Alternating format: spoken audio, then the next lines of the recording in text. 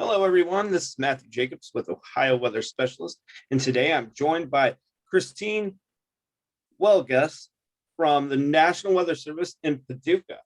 So thank you for being here today, first and foremost. And I know that you guys have some storms tracking into your area, so I will get right into it, and we won't take up too much of your time here today. All right, great. So why don't you tell everybody just a little bit about yourself and how long have you been working for the National Weather Service? Well, I am a lead forecaster at the National Weather Service in Paducah, Kentucky, and also the assistant warning coordination meteorologist at the office. So I kind of have a dual role there. And I've been with the National Weather Service now for over 21 years. And so I started there as an intern, worked my way up to general forecaster, and then became a lead forecaster and then the assistant WCM. Okay. Where would you say that your passion for weather came from? So what made you want to get into this field? Unlike a lot of people, I knew very early on and as a child what I wanted to do as far as a career.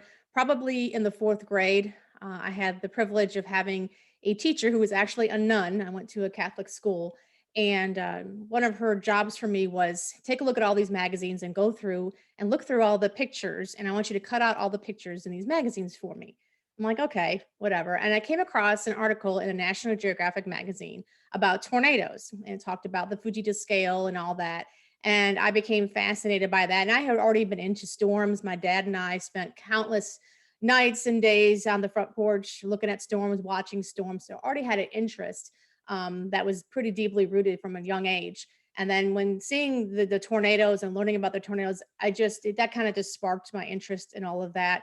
And I started taking books out of the library. Of course, this is before internet now. So you would take books out of the library and I would sneak into my mom and dad's office and take Xerox copies of my favorite chapters. And so I really just became immersed in being interested, especially in severe weather. I've always been interested in thunderstorms, and it can be thunderstorming every day and I'd be a happy girl. But, tornadoes, severe thunderstorms, and that just sparked my interest for wanting to be into weather. Uh, where did you attend college? And so this is a two-part question. And how often Right. does the National Weather Service require you to update your training and certifications? Right. So I'm up from Illinois. I lived near Chicago. That's where I grew up. And so I attended the College of DuPage for 2 years and earned my associate's degree. So the renowned College of DuPage meteorology program and website that I know a lot of you use. That's where I went to school with Paul Savaca. Went through all of his meteorology courses at the time. Paul is a very good friend of mine and a mentor of mine.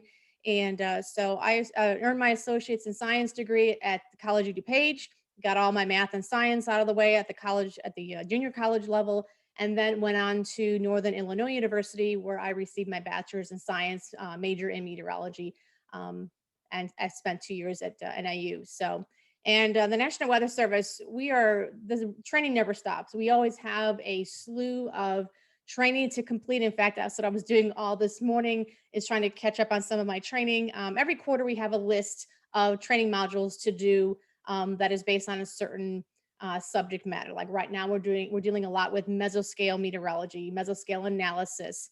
And obviously getting into the severe weather season, we're doing a lot more with reminders on, tornadoes and severe thunderstorms, and just getting into the forecasting of that type of weather. So that happens year round, all the time. There's never a time where we're not training on something. So and it's a pretty long list of training that we have to be completed every quarter or so.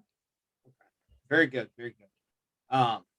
So can you just give like a brief explanation of how the SPC, the National Weather Service, EMA, and the Skywarn programs all coordinate with each other during severe weather events?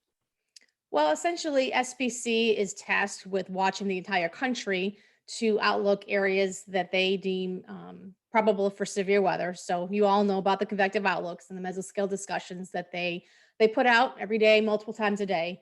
And if they are highlighting an area that they deem that they want to have a tornado watch or a severe thunderstorm watch, they will send a internal chat to all of the offices affected, and then we will get into a very brief conference with SPC and any other surrounding office, and SPC will give each office a chance to, contribute to the watch, whether it's including counties and taking counties away or offering their meteorological expertise when talking about the watch. And that process does not take more than maybe 5 to 10 minutes before we all agree on what the watch is going to look like, the length of the watch, things like that. And once that's completed, SBC will issue their products relating to the watch. All the local offices will issue their products, the WCN, the coordination notification, and all the other products and graphics that we issue when it comes to a watch. And so that information gets passed on to the public, both our internal partners and external partners, and like our EMA. So each EMA office has a different set of protocols that they will probably put into place at that time. And all the spotters will have that information as well. And again, we're not here to tell the spotters to what exactly to do. Each spotter group or spotters within the EMA have their own protocols as to what they're going to do. And so they will have that information at hand and be able to make decisions based on that information.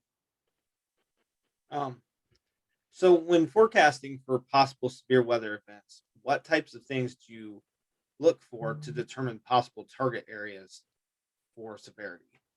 Well, that requires most of the time hours of analysis of many different meteorological parameters. But when you want to get down to brass tacks, when you're talking about thunderstorms, you're looking for moisture, lift, and instability, and some degree of wind shear in the environment. So we're looking at variations of all four of those different parameters in different time and space. And again, you're looking through a whole depth of an atmosphere. You're looking at the troposphere. So you're looking at a pretty deep layer of the atmosphere and how that moisture is distributed, how these parameters are going to change with time, what's going to alter these parameters with time. And so it's a multifaceted look and analysis at basic looking at those parameters and watching how they evolve over time. Have you ever been or are you a part of the storm damage survey team with the National Weather Service? Yes, I am. I pretty much got into that as soon as I got hired. So I've been Uh, doing damage surveys for over 20 years. and if you could maybe talk about one storm that you did storm damage survey on that sticks out in your mind that you remember maybe like a certain you know type of like I guess I know what I'm trying to ask it. Give me 1 second.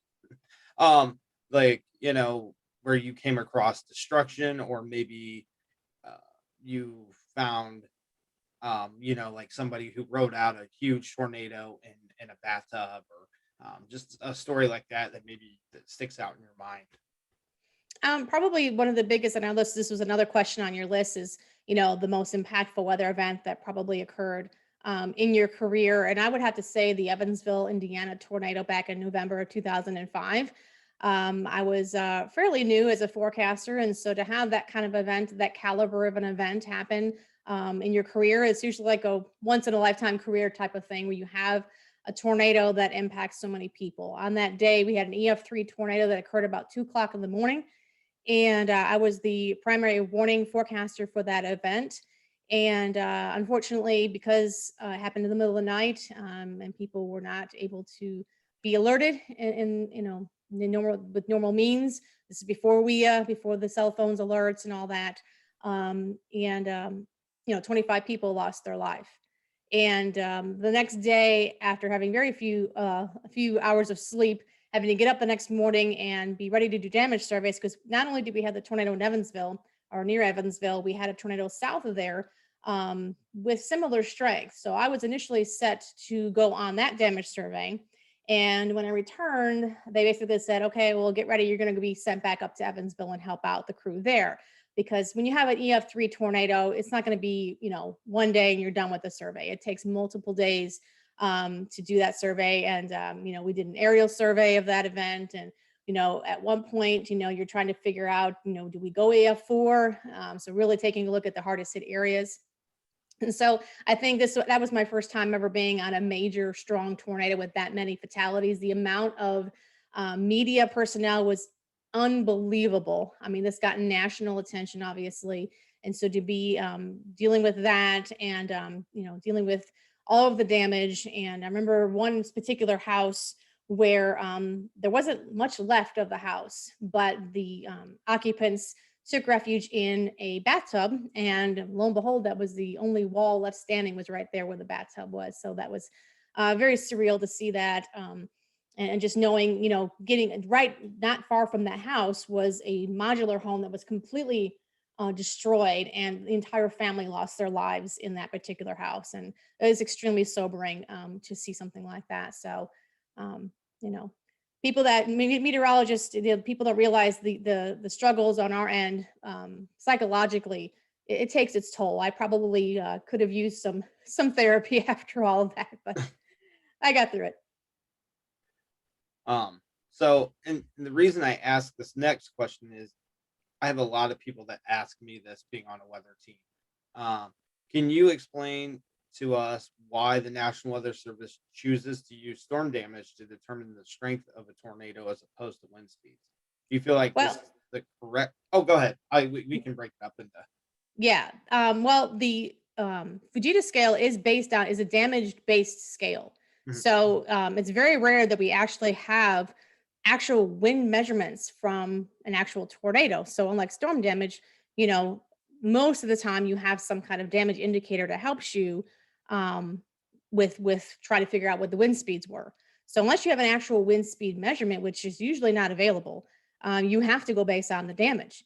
In very rare cases, maybe like the Doppler on wheels or the Dows, you want to get measurements from near the ground. Okay. Measurements from radar are not going to be accurate because they're shooting too high up into the storm.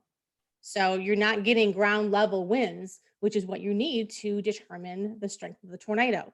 And I've been on many damage surveys where you go and you're trying to do a damage survey and there's just a bunch of empty fields and there's not a lot of things that the tornado may have struck. So you don't have a whole lot of damage indicators.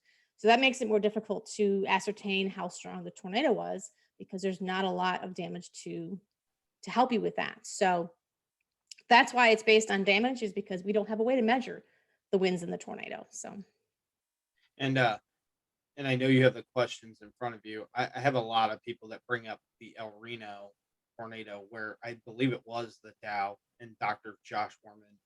mhm. They collected wind speeds, I believe they said of 300 plus miles an hour, and the tornado was still rated an EF3 based on damage. And I have a lot of people ask me that, and I figured since I had you on here, do you care to explain that a little bit? Like, why would they uh, still rated an EF3 even though Dow did record wind speeds of over 300 miles an hour? Right. That might be one of those exceptions to the rule. I thought they went ahead and upgraded that, but like I said, I'm not from that office, so I wasn't keeping tabs on what exactly they're doing and what their reasoning was. It might be a good question to query them about that, because we're not part of that investigation and we don't have, we're not privy to those thought process. So I thought they went ahead and upgraded that, but I could be wrong on that, so don't quote me on that. But um, like I said, the Fujita scale is a damage based scale, not wind based. I mean, as far as what we're trying to determine the damage from is all by the damage indicators, as we call them, DIs. By different things that the tornado has damaged, we can figure out or try to figure out to the best of our ability. Of course, no scale is perfect. I know they're working on upgrading the scale. They're doing that as we speak. So we're constantly trying to improve the scale to make it more realistic. But you do still the best you can. Um, do you feel like in 2021 our technology is where it should be in terms of not only being able to determine forecast outlooks, but also are we where we should be in terms of current radar technology? We've obviously achieved great strides with dual polarization, utilizing radars that are 30 plus years old, trying to make them upgrade them and keep them running. And I think that the technicians and all the people at the Radar Operations Center have done amazing things with radars that are as old as they are. We've got new VCP or volume coverage pattern strategies to help us. We're getting data in where we can see the lower levels more frequently now. And that's been immensely helpful with the advent of sales and Merle and all of that. We can always be better. And I know that there is a certain sector within the National Weather Service that is constantly working on making things better for us. And I think that they have done an amazing job of giving us better software, better hardware to be able to do our jobs better. Um, Over the last 20 years that I've been in the National Weather Service, we've come pretty far from where we were 20 years ago, for sure. I couldn't agree with you anymore on that. Next question is, over the next few years, where would you like to see the improvements in technology advance? What improvements do you feel we would benefit the most, or for you as a lead forecaster? Obviously there, I mean, this is something that is ongoing, so it's not like, it's not being worked on, but continued improvements in the model data. There's always going to be room for improvements there, but that's only going to be as good as your observational data. So better observational data, better satellite data, all of that stuff goes into your weather models. So if you've got bad data going in, you're going to have bad data coming out. Obviously, we want to continue working toward better radar technology. See if we can get the whole phased array thing off the ground. I know that's been talked about for a long time now. All of that has the potential to increase the advancements in the warning program, and so that's always a good thing. So anything we can do to improve model performance, reliability, accuracy is going to be a good thing. Um, Now, this one is, I hope people understand I'm not trying to attack anybody personally when I say this. But do you feel like people have a misconceived notion of what the definition of a storm chaser is due to people like Reed Timmer, who through no fault of his own may have given the notion that chasing is safer than it really is? And do you think shows like Storm Chasers did more harm than good in some ways in the chasing community? I think it's very individualized. I think that people have to take it for what it is and realize that it is still TV. I mean, think about all the reality TV shows that are on TV these days. Nothing is always as it seems. So they probably, people who are curious about it, really need to talk to an actual storm chaser in person or a storm spotter, because there is a difference, and one versus the other. And I think you would need to probably canvass a good section of the population and see, because my opinion is just one opinion of hundreds of thousands of people that may have a different opinion about what a storm chaser is. Now, I think it certainly has done some good to increase awareness of tornadoes, to increase awareness, and most importantly, response to warnings, possibly understanding that spotters do play a huge role into with their reports being integrated into the warning system through the products and services that we offer. There's obviously negative effects to some of it, but you have to kind of weigh the good with the bad, and make sure that people understand fully what is involved. And I think that that is important to lay that out, and make them understand that there are inherent dangers in storm chasing, even in storm spotting. I mean, when we talk about storm spotting, we have a whole class, our elite spotter training class. We go over the dangers of storm spotting, the things that you can get yourself into if you're not careful, and when you're careless and don't follow the protocols that and the safety rules that are put into play, that you can get yourself into some trouble. Yeah, I know a few friends of mine who are spotters. So I'm from Ohio, and the Dayton area had the big outbreak a few years back now, and there were a lot of people who did some reckless things. And that's kind of why I ask, is there's a lot of people that I know of personally that have thought that, gung ho and, guns ablazing and let's hop in our car. And, what they don't understand is people like Reed Timmer have had, and Sean Casey have had what, $100,000 vehicles built, um, for that very reason, to be able to get closer to a tornado. And it just, I feel like, in my opinion, yes, more education needs to be done before you get into a vehicle and go toward any kind of storm, let alone a tornado. So you And know, they're not showing you all the outtakes. They're not showing you all the close calls. That's what I'm right. saying. Reality TV, you're only seeing certain parts of it. So that's what you have to realize, is that it's not the whole story. Um, so just Yeah. take that into account. Um, so now that you brought up the elite spotter training, how long have you guys been giving the elite spotter training? And do you think more National Weather Service offices should follow suit in administering tests for spotters? The Elite Spotter training, I believe, I want to say, was back in 2011. We actually sat down with one of the larger spotter groups in our area and basically say, hey, what do you guys want to know? What do you guys want us to teach you? And use that as a proxy for developing and the Elite Spotter program is just basically our version of an advanced level class. Most weather service offices have the basic class and the advanced class. We just chose to call our advanced class elite for whatever reason, just to be different. And so I think having tests at the end really kind of solidifies your determination and your conviction to becoming a spotter, is the seriousness of that event. And our elite class is 4 hours long. Most elite spotter training, or most advanced level spotter training classes maybe last 2 hours. So we feel like if you invested 4 hours of your time, that you owe it to yourself to see if you have grasped all the information that you need to be that level of a spotter.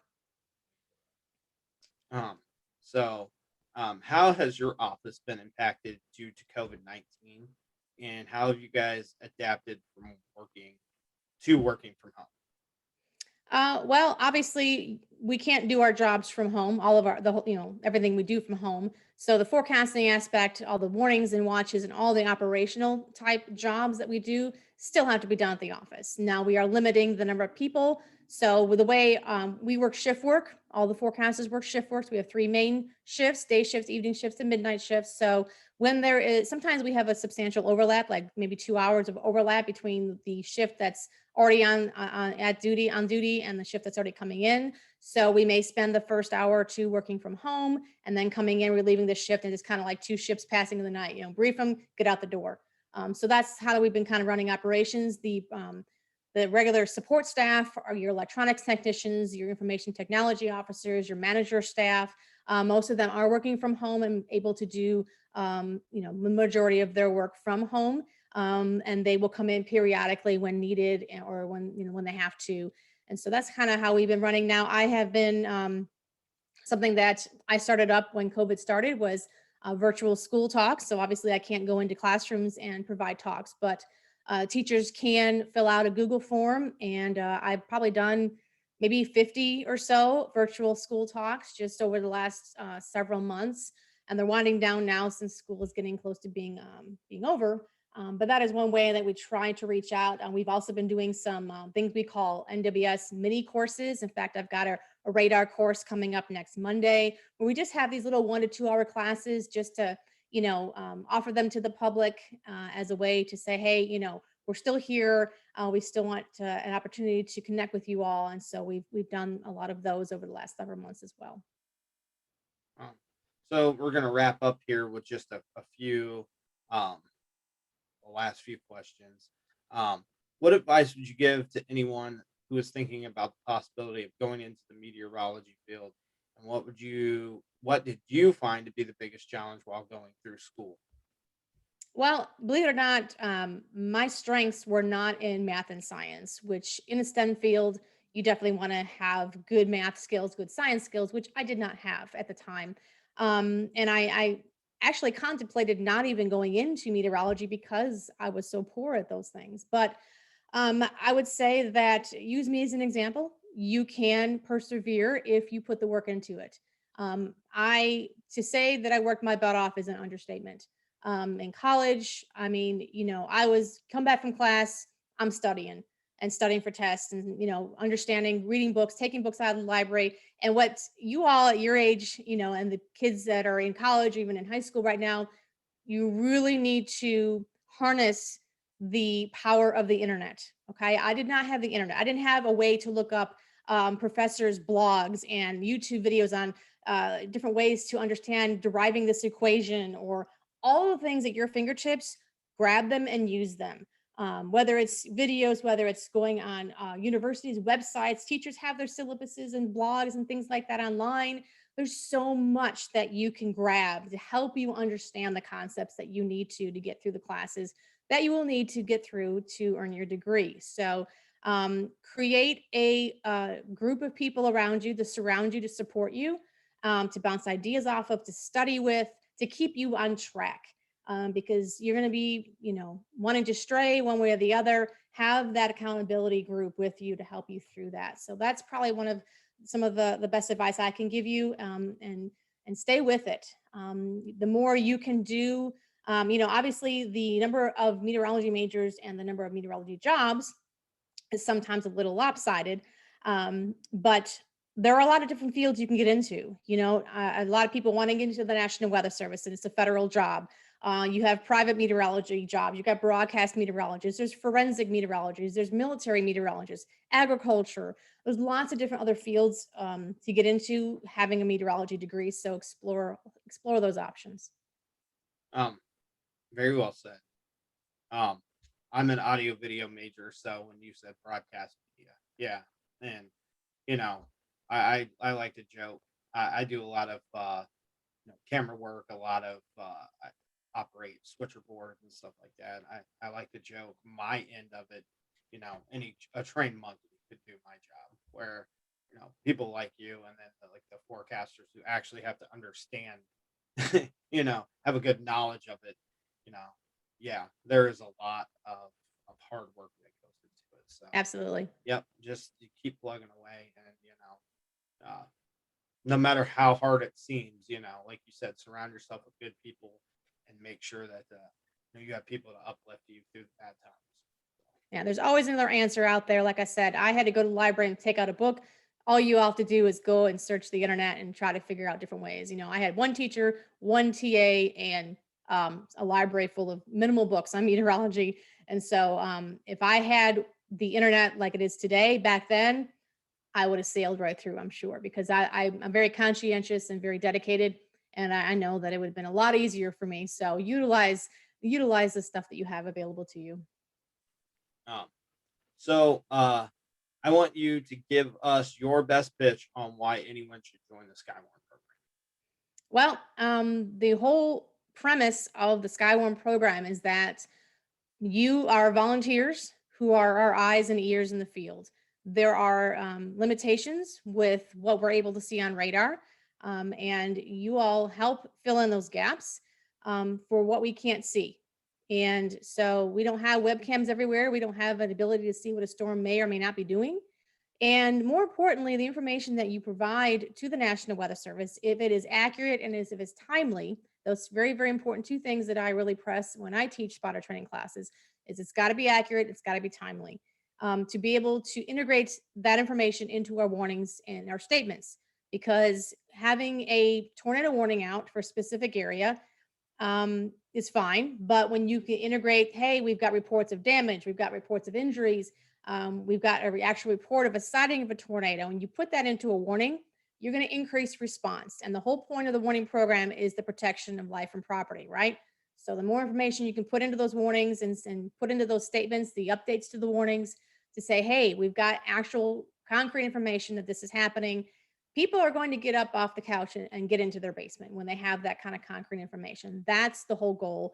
And that's what spotters help us by providing that information.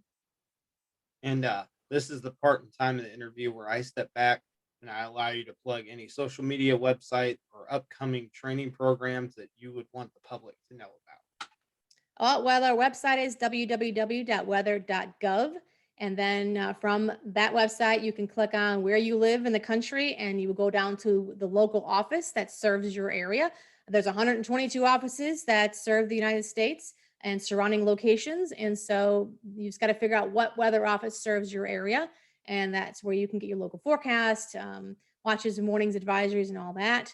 And as far as our office is concerned, like I mentioned earlier, we do have 2 mini courses set up, and the links for those will be on the news headlines of our website, which is the Paducah office's website. But I do have a basic radar fundamentals class that I will be hosting next Monday at 7. And then the following Monday is a tornado risks course that our warning coordination meteorologist, Rick Shanklin, will be hosting on the 17th. So check those out if you're interested. They're both go-to webinars, and registration link is on our website. Okay, and once again, thank you so much for being here. Maybe we can get together and do another interview sometime when you're not so pressed, and hopefully weather stays pretty good for you guys today. Once again, I'm Matt Jacobs, and this was an interview with Christine Welgus from the National Weather Service from Paducah, Kentucky. We appreciate it so much. Just to give everybody an idea, this is part of an ongoing series. We've now had National Weather Service, EMA, and first responders, and we will be getting with a Skywarn trained person very soon to wrap up the series. So everybody go to our YouTube page, like, comment, subscribe, and all that stuff that everybody always asks you to do. And once again, thank you, Christine, so much for being here. We appreciate it. You have a good rest of your day. Thank you, Matt. Appreciate it.